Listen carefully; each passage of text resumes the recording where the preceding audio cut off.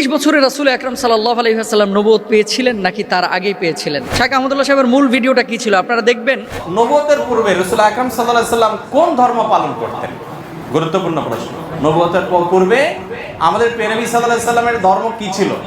যদি বলেন যে কোন ধর্ম অনুসরণ করতেন না, তাহলে নাউজুবিল্লাহ, উনি কি ধর্মহীন ছিলেন নাকি? উনি নবী হয়েছেন কত বছর বয়সে? 40 বছর বয়সে। তাহলে 40 বছর বয়স মানে তো জীবনের মূল টাইমটা প্রায়। 40 বছর পর্যন্ত উনি নিজে তো নবী ছিলেন না, উনি নবী হয়েছেন তারপরে। তাহলে 40 বছর পর্যন্ত নবী হওয়ার আগে তার ধর্ম কি ছিল? সেই প্রশ্নটা শাইখ পড়েছে মাত্র, কাট করে নিয়ে যে ওই জায়গাটা ওখানে বসানো হয়েছে, আর এটা নিয়ে আমাদের ভাইয়েরা গোটা দেশ উত্তাল করে ফেললো।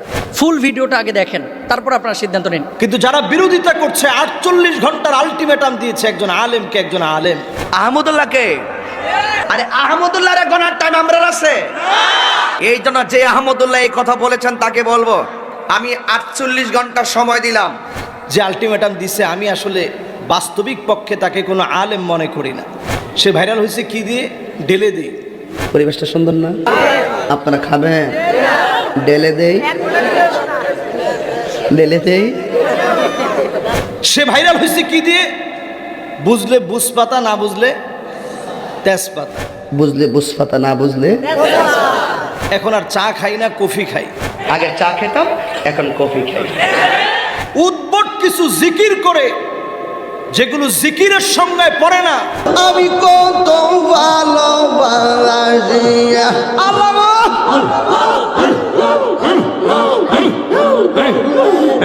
আল্লাহর সঙ্গে সরাসরি বেয়াদবি। আল্লাহর দলেরা সুলকি দিয়া গেলেন আল্লাহ গায়েব হইয়া, রাসূলের ধন খাজা পাইয়া শুইয়া আছে আজ বিনে কেউ ফিরে না খালি হাতে, খাজা তোমার।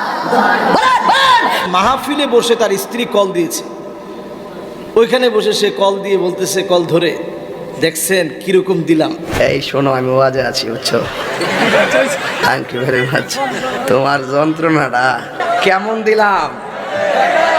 এইরকম একজন বক্তা যদি 48 ঘন্টার আলটিমেটাম দেয়, আমি কখনো কোনো বক্তার নাম ধরে কোনো কথা কখনো বলি না, বলাটা পছন্দ করি না। আউল বাউল ফাউল যারা নাচানাচি গাওয়াগাওয়ি করে তাদের ইমেজটা কি? বর্তমান জেনারেশনের যুবকদের কাছে তাদের ইমেজটা কি? আর শাইখ আহমদুল্লাহর ইমেজ কি? মিজানুর রহমান আজহারীর ইমেজ কি? আহমদুল্লাহরা প্রতি বছর জন্ম নেয় না। স্বাবলম্বীকরণ প্রকল্পে লাখো মানুষের পাশে তিনি দাঁড়িয়েছেন। এদেশের মানুষ যখন বন্যার্থ হয়েছে, সিলেটে তিনি ছুটে গিয়েছেন, অথচ তিনি একটা মসজিদ হাতে নিয়েছেন। আপনারা দেখবেন এক সময় দেশকে রিপ্রেজেন্ট করার মতো একটা মসজিদ হবে ইনশাআল্লাহ পড়ে। আব্দুল জাহের মাহমুদ উনি প্রশ্ন করেছেন যে মোহতারাম, আল্লাহ রাসূল সাল্লাল্লাহু আলাইহি ওয়াসাল্লাম কি 40 বছরে নবুয়ত পেয়েছিলেন নাকি তিনি আগে থেকেই নবী, এবং এই বিষয়টা নিয়ে এত আলোচনা কেন হচ্ছে? দ্বিতীয়ত, শাইখ আহমদুল্লাহ সাহেব যে কথাটি বলেছেন সেই কথাটা আপনারা সমর্থন করেন কিনা? তৃতীয়ত, আরেকটি বিষয় উনি লিখেছেন যে এই বিষয়টা নিয়ে যে পরিমাণ আলোচনা এবং সমালোচনা হচ্ছে, সেই আলোচনা আপনারা বসে কি সমাধান করতে পারেন না? তিনটে বিষয়। আমি শেষ বিষয়টা নিয়ে আগে কথা বলবো যে আপনারা সমাধান করতে পারেন কিনা। দেখেন, কিছু কিছু বিষয় হাদিসে একাধিক বর্ণনা আছে, যেই বর্ণনাগুলো একাধিক থাকার কারণে সাহাবী রিদওয়ানুল্লাহি আনহুম আজমাইনদের জামানা থেকেই কিন্তু এই মতবিরোধগুলো চলে আসছে।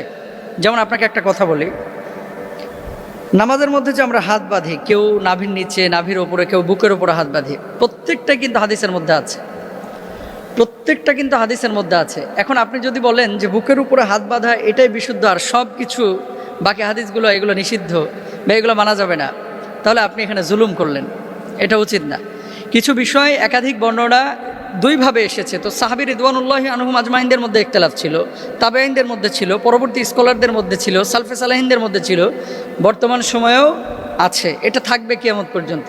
সেক্ষেত্রে আপনার আমার ভূমিকা কি হবে? আপনার আমার ভূমিকা হচ্ছে একাধিক বর্ণনা যখন থাকবে তখন আপনার যেটা ভালো লাগে আপনি মেনে নেবেন, তবে অবশ্যই ইসলামিক স্কলার একজনকে ফলো করবেন যে তার রায়টা কী। সেটা হানাফি মাযহাবের হতে পারে, শাফি মাযহাবের হতে পারে, মালিকি মাযহাবের হতে পারে, তার রায়টা কী।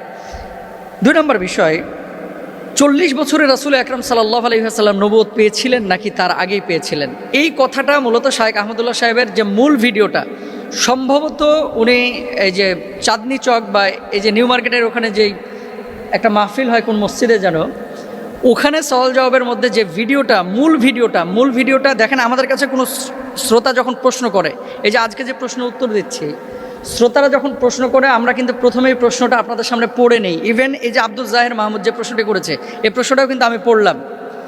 কোরআনুল কারিমে আল্লাহ কি বলছে, একটা উদাহরণ দিয়ে আরও ক্লিয়ার হবেন। লা তাকরাবুস সালাহ, নামাজের ধারে কাছেও যায় না। এখন আপনি আগেও নিলেন না, পিছেও নিলেন না। লা তাকরাবুস সালাহ আল্লাহ বলছেন নামাজের ধারে কাছে যায় না, আপনি নিয়ে এসে এটা মুস্তাফিজ হুজুর বলল নামাজের ধারে কাছেও যায় না। এখন কখন? আল্লাহ তো এটা পরে বলে দিয়েছে, ও আনতুম সুকারা, যখন নেশাগ্রস্ত অবস্থায় থাকো। মদ খায়া পবিত্র না হয়ে সাথে সাথে নামাজে দাঁড়ায় না, নাপাক অবস্থায় দাঁড়ায় না। এখন আপনি কাট করে ওখানটা নিয়ে যে বসায় দিলেন। সুযোগ সন্ধানী যারা আছে সোশ্যাল মাধ্যমে, আমার লেকচার বলেন, আহমদুল্লাহ সাহেবের লেকচার বলেন, আব্দুল্লাহ সাহেবুল্লাহের লেকচার বলেন, XYZ যে কোনো স্কলারের লেকচার কেটে কেটে অনেকভাবে কিন্তু উপস্থাপন করা যায়। একটা পজিটিভ বিষয়কে কিন্তু নেগেটিভলি উপস্থাপন করা যায়। আর যে ভদ্রলোক এই কথাগুলো নিয়ে আজকে আলোচনা করতেছে, শাইখ আহমদুল্লাহ সাহেবের মূল ভিডিওটা কী ছিল আপনারা দেখবেন, এখন ইউটিউবে আছে। প্রশ্নটা শাইখ এভাবে পড়ছেন যে এক ভাই প্রশ্ন করেছেন, রাসূল আকরাম সাল্লাল্লাহু আলাইহি সাল্লাম তো 40 বছরে নবুয়ত পেয়েছেন, এর আগে তিনি নবী ছিলেন না, তাহলে এই 40 বছর আগে তিনি কোন ধর্ম অনুসরণ করতেন? তাহলে কি আল্লাহ রসুল কোনো ধর্মের অনুসরণ করতেন না, নাকি অনুসরণ করতেন? অনুসরণ করলে কার ধর্ম অনুসরণ করেছেন? আমরা জানি যে ইব্রাহিম আলাইহিস সালাতু ওয়াস সালামের দিন ধর্ম আল্লাহ রসুল সাল্লাল্লাহু আলাইহি সাল্লাম অনুসরণ করেছেন। তাহলে শায়েখকে প্রশ্ন করা হয়েছে, সেই প্রশ্নটা শায়েখ ওখানে উপস্থাপন করেছেন যে আল্লাহর রাসূল 40 বছর তো নবুয়ত পান নাই। প্রশ্নটা এভাবে করাছে, সেই প্রশ্নটা শায়েখ পড়েছে মাত্র, কাট করে নিয়ে যে ওই জায়গাটা ওখানে বসানো হয়েছে। আর এটা নিয়ে আমাদের ভাইয়েরা গোটা দেশ উত্তাল করে ফেললো। জ্ঞানী মানুষের একটা বিষয় কি জানেন, যে সবসময় তর্কে জড়ায় না, ঝগড়া বিবাদে জড়ায় না। কারণ যেই গাছে যত ফল বেশি, সেই গাছটা তত নত বেশি। এই যে আম বড় বড় দেখবেন গাছের উপরে ধরে আছে, যত বেশি আম গাছটা তত নত। এত কথা শাইখ আহমদুল্লাহ সাহেবকে নিয়ে বাংলাদেশে হলো, আমি তো দালাল হয়ে গেছি। মানুষ বলতেছে, কতজন তো আমাকে নিয়ে কত কথা বলতেছে। এতদিন আমাকে নিয়ে কেউ সমালোচনা পৃথকভাবে করেছে, কিন্তু আওয়ামভাবে একটা দুইটা না, একাধিক ভিডিওতে আমাকে সমালোচনা করেছে। যে ভাই আমার নিয়ে গালমন্দ করেছে, সমালোচনা করেছে, আমি তার জন্য দোয়া করি, আল্লাহ তাকে হেদায়েত দান করুক, আল্লাহ তাকে মাফ করে দেয়। তার ব্যাপারে আমার কোনো আক্রোশ নাই, বিদ্বেষ নাই। কিন্তু শাইখ আহমদুল্লাহ বাংলাদেশের একটা অ্যাসেট। আহমদুল্লাহরা প্রতি বছর জন্ম নেয় না। আমি মুস্তাফিজ না থাকলে দেশের জাতির দিনের অতটা ক্ষতি হবে না। একজন শাইখ আহমদুল্লাহ না থাকলে এ দেশের, এ জাতির, এ দিনের অনেক বড় ক্ষতি হবে, অনেক বড় ক্ষতি হবে, অনেক বড় ক্ষতি হবে। সুতরাং শাইখ আহমদুল্লাহ সাহেবকে নিয়ে এই কথাগুলো যারা বলতেছে, মূলত শাইখ আহমদুল্লাহ ব্যক্তি আহমদুল্লাহ টার্গেট না, মূলত তার প্রতিষ্ঠান টার্গেট। কারণ মানুষজন যাতে করে এই প্রতিষ্ঠানটার উপরে প্রশাসনিক নজরদারি নিয়ে এসে প্রতিষ্ঠানটাকে বন্ধ করতে পারে। কারণ কি, মানুষের ভিতরে একটা গ্রহণযোগ্যতা তৈরি হয়েছে। আপনি বিদেশে যান, আউল বাউল ফাউল যারা নাচানাচি গাওয়াগাওয়ি করে, তাদের ইমেজটা কি? বর্তমান জেনারেশনের যুবকদের কাছে তাদের ইমেজটা কি? আর শাইখ আহমদুল্লাহর ইমেজ কি? মিজানুর রহমান আজহারের ইমেজ কি? আমি যে কথাটি বলতে চাচ্ছি, ফুল ভিডিওটা আগে দেখেন, তারপর আপনারা সিদ্ধান্ত নিন। এবার আসেন দলিল। বলা হচ্ছে কি, যে কেউ যদি নবীজিকে বলে যে 40 বছরে আল্লাহ রসুল সাল্লাল্লাহু আলাইহি ওয়াসাল্লাম নবুয়ত পেয়েছেন, তার আগে যদি কেউ বিশ্বাস না করে, সে কাফের হয়ে যাবে। যদি এই কথা কেউ বলে, তাহলে আনাস ইবনে মালিক রাদিয়াল্লাহু তাআলা আনহু এবং আব্দুল্লাহ ইবনে আব্বাস রাদিয়াল্লাহু তাআলা আনহুমা, তাদের কথা অনুসারে সেই কাফেরের খাতায় তাদের নাম উঠে যায়। নাউযুবিল্লাহি মিন যালিক।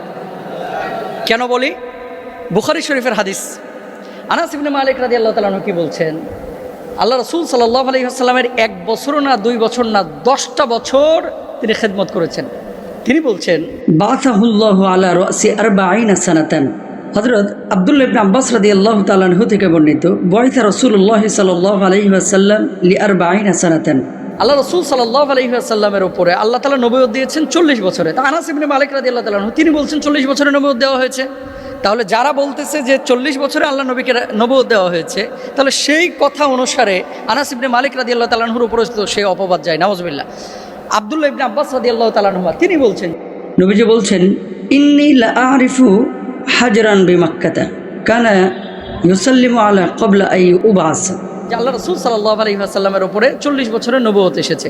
আল্লাহ রাসূল সাল্লাল্লাহু আলাইহি ওয়াসাল্লাম আরেকটা হাদিসের মধ্যে কি বলছেন দেখেন। আল্লাহ রাসূল সাল্লাল্লাহু আলাইহি ওয়াসাল্লাম বলছেন যে আমি একটা পাথরকে চিনতাম, জানতাম যে পাথরটা আমাকে কবলা আই ইউসাল্লিমা, আমাকে সালাম প্রদান করত, আন উবাসা নবুয়া, আমি নবুয়ত পাওয়ার আগেই এই পাথরটা আমাকে সালাম করত। তো নবুয়ত পাওয়ার আগে পাথর আমাকে সালাম করত, আল্লাহ রাসূল সাল্লাল্লাহু আলাইহি ওয়াসাল্লাম নিজে বলেছেন। তো নবীজি যে বললেন যে আমায় নবুয়ত পাওয়ার আগে পাথর আমাকে সালাম করত, তাহলে নবুয়ত আল্লাহ রাসূল সাল্লাল্লাহু আলাইহি ওয়াসাল্লাম একটা নির্দিষ্ট সময় পেয়েছেন। এখন আরেকটি হাদিস যেটা দিয়ে সব ভাইয়েরা দলিল পেশ করে, নবীজি সাল্লাল্লাহু আলাইহি ওয়াসাল্লামের নবুয়তের ব্যাপারে জিজ্ঞেস করা হয়েছিল যে আপনি কখন থেকে নবী? তিনি জবাব দিয়েছেন কুনতু নাবিয়ান ওয়া আদামু বাইনাল মাই ওয়াত তিন। অন্য বর্ণনায় আছে কুনতু নাবিয়ান ওয়া আদামু বাইনার রূহি ওয়াল জাসাদ। আদম যখন শরীরে এবং পানির মধ্যে তিনি ছিলেন তখন থেকেই আল্লাহ রাসূল সাল্লাল্লাহু আলাইহি ওয়াসাল্লাম নবুয়ত পেয়েছিলেন। আদম যখন রূহ এবং মাটির মধ্যে মিশ্রিত ছিলেন তখন থেকে আল্লাহ রাসূল সাল্লাল্লাহু আলাইহি ওয়াসাল্লাম নবুয়ত পেয়েছিলেন। এরকম কিন্তু একাধিক বর্ণনা আছে। হাদিসটা কি? হাদিসটা রাসূল আকরাম সাল্লাল্লাহু আলাইহি ওয়াসাল্লামের বিশুদ্ধ হাদিস, যে যখন আদমকে সৃষ্টি করা হয় নাই তখন থেকেই তিনি নবুয়ত পেয়েছিলেন। কিন্তু আদম আলাইহিস সালাতু ওয়াস সালামকে আল্লাহ সুবহানাহু ওয়া তাআলা যে পৃথিবীর বুকে পাঠিয়েছেন, নবীকে যে আল্লাহ সুবহানাহু ওয়া তাআলা পৃথিবীর বুকে পাঠিয়েছেন, নবীজি 40 বছর পর্যন্ত নবুয়ত পান নাই, কিন্তু আগে থেকে নবুয়ত ছিল লাউহে মাহফুজে। কোরআন যেমন সংরক্ষিত ছিল, নবীজির স্বীকৃতি লাউহে মাহফুজে এবং আসমানি জগতে, রুহানি জগতে আল্লাহ তাআলা আগেই দিয়ে রেখেছিলেন। সেই স্বীকৃতির সনদ, স্বীকৃতির চূড়ান্ত বাস্তবায়ন আল্লাহ তাআলা 40 বছরে করেছেন। তাহলে কি সেই হাদিসটাও ঠিক, এই হাদিসগুলোও ঠিক। 40 বছরে নবীজি নবুয়ত পেয়েছেন, এটা তো সিরাতের ম্যাক্সিমাম কিতাবের মধ্যে আছে, ম্যাক্সিমাম কিতাবের মধ্যে আছে। আমরা তো অস্বীকার করতেছি না সেই বিষয়টা, কিন্তু নবুয়ত 40 বছরে পেয়েছে, এটাকে কেউ যদি অস্বীকার করে কাফের হয়ে যাবে, ফাসেদ হয়ে যাবে, এই বিষয়টাতে আমরা একমত না, এটা অশুদ্ধ বিষয়। সুতরাং রাসূল আকরাম সাল্লাল্লাহু আলাইহি ওয়াসাল্লামের হাদিস একাধিক থাকতে পারে। আমাদের আকীদা হচ্ছে নবীজি 40 বছরে নবুয়ত পেয়েছেন এবং নবীজির নবুয়তের সিদ্ধান্ত স্বীকৃতি আল্লাহ সুবহানাহু ওয়া তাআলা আগেই দিয়ে দিয়েছেন। কিন্তু এটা নিয়ে বাড়াবাড়ি, ছাড়াছাড়ি, মারামারি, আর মূলত যদি উদ্দেশ্য হয়ে থাকে শাইখ আহমদুল্লাহকে দমন করা, এই উদ্দেশ্যটা আসলে সফল হবে না। আল্লাহ তাআলা চক্রান্তকারীদের চক্রান্তকে নস্যাৎ করুক। সবাই বলেন আমিন। আল্লাহ সুবহানাহু ওয়া তাআলা আমাদেরকে বোঝার তৌফিক দান করুন। আপনারা অনেকেই দেখছেন সোশ্যাল মিডিয়াতে এখন টক অফ দ্য কান্ট্রি হচ্ছে নবী করিম সাল্লাল্লাহু আলাইহি ওয়াসাল্লাম নবুয়ত লাভ করেছেন 40 বছরে। এই নবুয়তের আগের জীবন এবং 40 বছরের পরের জীবন, শাইখ আহমদুল্লাহ হাফিজাহুল্লাহ আমাদের একেবারে বন্ধু মানুষ, কাছের মানুষ, একসাথে চলা মানুষ, উনি ওনার বক্তব্যে কোনো ভুল করছেন বলে আমার কাছে মনে হয় না। নবী করিম সাল্লাল্লাহু আলাইহি ওয়াসাল্লামকে নবুয়তি আল্লাহ দান করেছেন কত বছরে? 40 বছর বয়সে আল্লাহ রাব্বুল আলামিন নবুয়তি দান করেছেন। এই নবুয়তির পুরো চ্যাপ্টারটা আল্লাহ রাব্বুল আলামিন ভাগ করেছেন 2 ভাগে। একটা হচ্ছে হাকিকাতান আর একটা হচ্ছে হুকমান। আল্লাহ রাব্বুল আলামিন যাদেরকে নির্বাচন করে রাখছেন নবী হবেন, এই চার্টের ভিতরে সৃষ্টির সূচনা লগ্নে আদম আলাইহিস সালাতু ওয়াস সালাম বাইনার রূহি ওয়াল জাসাদ, যখন উনি রূহ আর শরীরের মাঝামাঝি ছিল, এখনো রূহকে ফুৎকার করা হয় নাই, আকার আকৃতি দেওয়া হয় নাই, তখন থেকেই নবী মুহাম্মদ সাল্লাল্লাহু আলাইহি ওয়াসাল্লামকে আল্লাহ রাব্বুল আলামিন নবী হিসাবে নির্বাচিত করে রাখছেন। জোরে বলেন আল্লাহু আকবার। তো শাইখ আহমদুল্লাহ হাফিজাহুল্লাহ তিনি একই কথা বোঝাতে চেয়েছেন বারবার। উনি কোনোভাবেই এটার বিপরীত নন। একটা হচ্ছে হাকিকাতান, বাস্তবিক পক্ষে তিনি নবী হবেন, এই সিদ্ধান্ত আল্লাহ রাব্বুল আলামিনের বহু আগ থেকে। যেমন বাপ সবসময় সিদ্ধান্ত নিয়ে রাখে আমার এই ছেলেটারে আলেম বানাবো, সিদ্ধান্ত নেওয়ার পর আমি মানুষ, আমার সিদ্ধান্ত আল্লাহ রাব্বুল আলামিন যেহেতু সুযোগ দিছেন, আমি যদি নিজে আলেম না হই, বাপের সিদ্ধান্ত ছিল যে আলেম বানাবে, এটা ছিল হাকিকি বাবার সিদ্ধান্ত, বাবার নির্বাচন। কিন্তু নবীদের ক্ষেত্রে আল্লাহ রাব্বুল আলামিন যখন কোনো নির্বাচন করেন, তখন নবীরা কোনোভাবেই এই সিদ্ধান্ত থেকে বাহিরে যাওয়ার সুযোগ নেই। নবীদেরকে যিনি মাসুম বানিয়েছেন তিনি কে? যারা বিরোধিতা করছে জাতি তাদের কাছ থেকে কি পেয়েছে একটু চিন্তা করেন। আমি কখনো কোনো বক্তার নাম ধরে কোনো কথা কখনো বলি না, বলাটা পছন্দ করি না। কিন্তু যারা বিরোধিতা করছে, 48 ঘন্টার আলটিমেটাম দিয়েছে একজন আলেমকে, একজন আলেম যে আলটিমেটাম দিছে, আমি আসলে বাস্তবিক পক্ষে তাকে কোনো আলেম মনে করি না।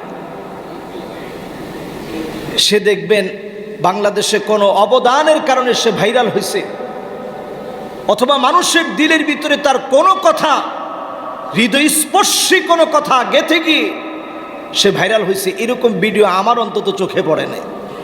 সে ভাইরাল হয়েছে কি দিয়ে? ঢেলে দিয়ে। ঠিক কিনা বলেন?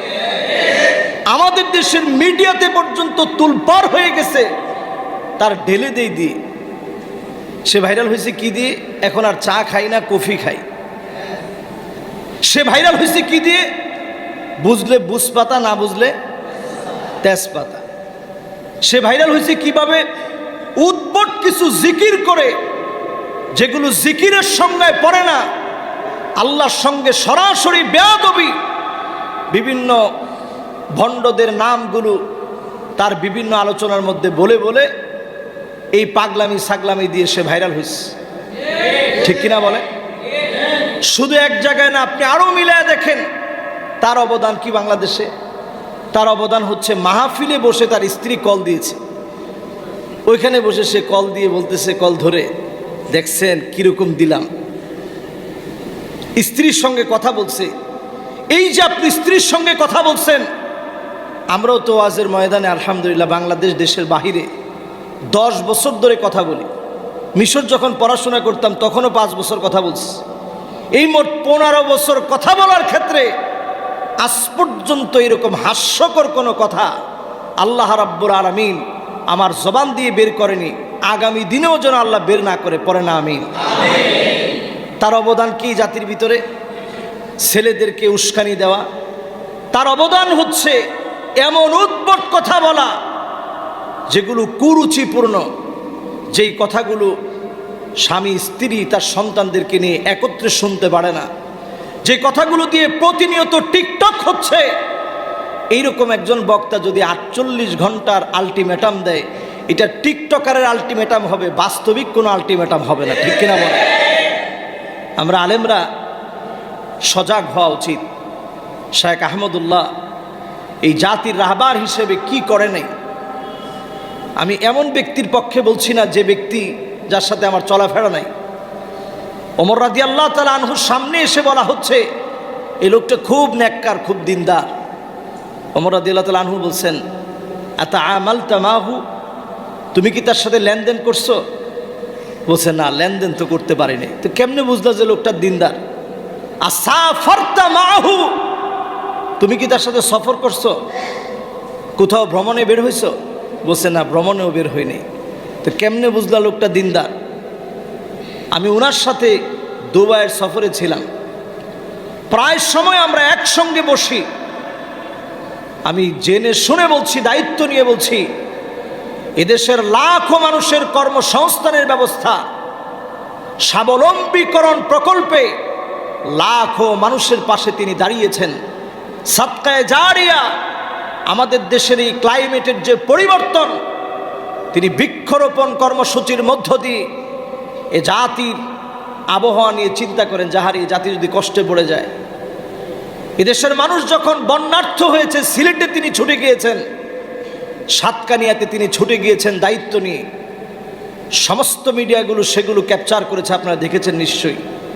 এরকম একজন দায়িত্বশীল গুরুগম্ভীর একজন আলেম, আলিমুন মুস্তামিলুন ইলমাহু, যিনি তার এলেমকে কাজে লাগায় বলে আমি মনে করি যে আলেমের কাছ থেকে অনেক কিছু শেখা যায়। যুগ জামানা পাল্টে দিতে চাই না অনেকজন, এক আলেমই আনতে পারে জাতির জাগরণ। ঠিক কিনা বলে? এরকম জাগরণ সৃষ্টিকারী একজন আলেম।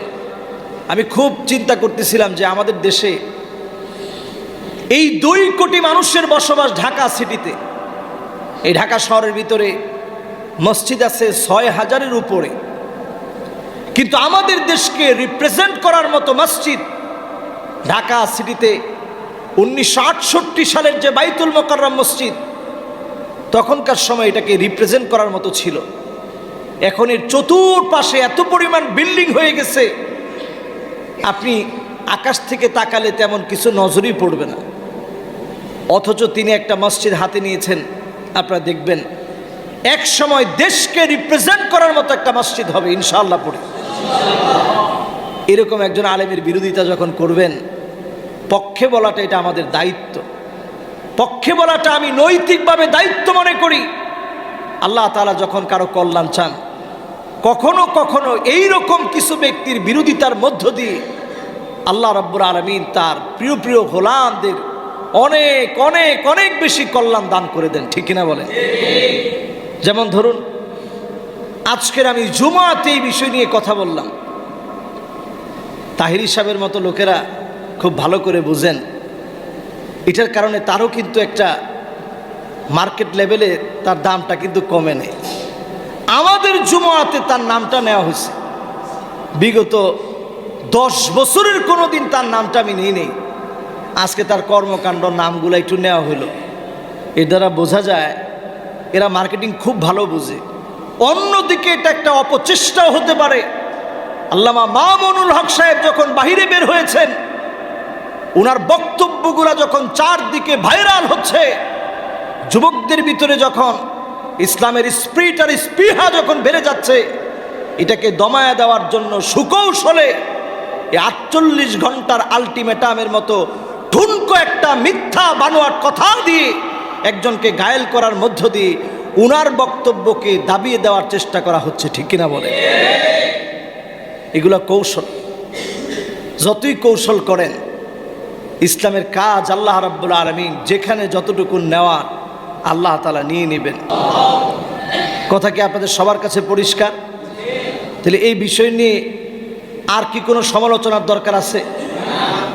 শেখ আহমদুল্লাহ হাফিজাহুল্লাহ যে কথা বলছেন, এই কথার সঙ্গে আমি কোনো কথার দ্বিমত দেখি না।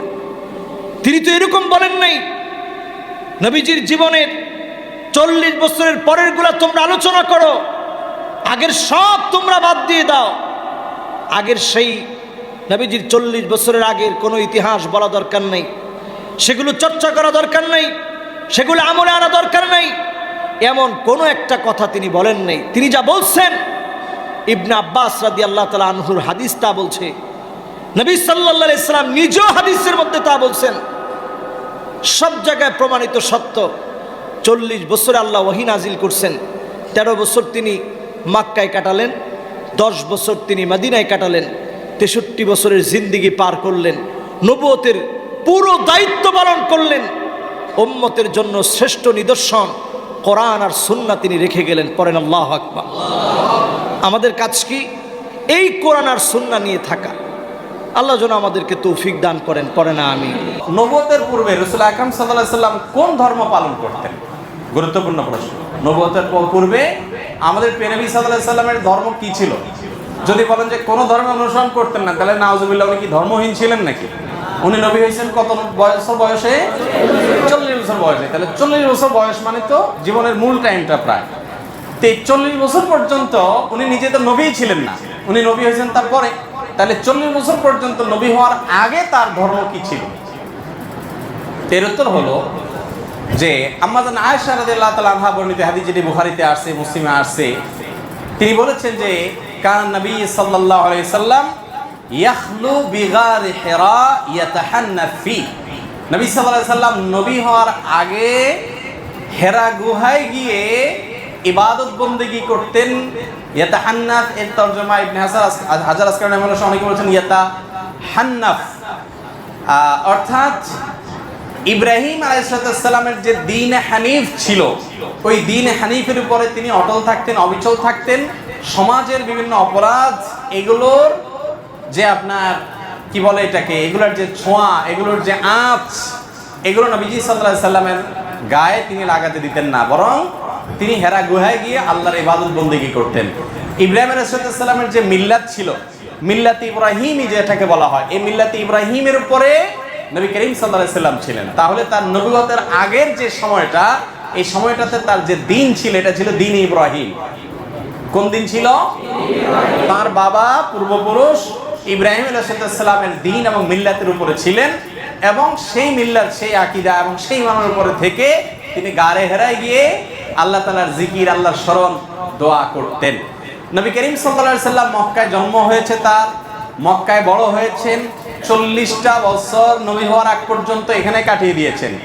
আল্লাহ রাব্বুল আলামিনের নবী হওয়ার একটা প্রমাণ এটাও যে 40 বছর একটা সমাজে একটা অন্যায় এবং শিরকের সমুদ্রের মধ্যে ছিলেন, কিন্তু শিরকের এক ফোঁটা পানি, কাদা, ময়লা, নোংরা কোনো কিছু তার শরীরকে, তার ব্যক্তিত্বকে, তার আমলকে, তার বিশ্বাসকে এক মুহূর্তের জন্য স্পর্শ। এটা সম্ভব শুধুমাত্র তার বেলাতে, যাকে রক্ষা করেছেন স্বয়ং তার নবী মুহাম্মদ সাল্লাল্লাহু আলাইহি সাল্লাম। মক্কায় সবাই যখন মূর্তি পূজা করে, সবাই যখন শিরক করে, সবাই যখন শিরকের ভিতরে নিমজ্জিত, সবাই যখন বিভিন্ন জাহিলি যুগের কর্মকাণ্ডে নিমজ্জিত, গোটা সমাজ একদিকে যাবে, একটা মানুষ স্রোতের বিপরীতে একা একা টিকে থাকবে, কেউ তাকে ওয়াজ নসিহত করে কনভিন্স করছে, এরকমও না। এটা হতে পারে শুধুমাত্র কিসের মাধ্যমে? আল্লাহ তাআলার হেফাজতের মাধ্যমে। তো নবী হওয়ার আগে তিনি মক্কার মানুষদের এই শিরকপূর্ণ যে দিন, এটার অনুসারী ছিলেন।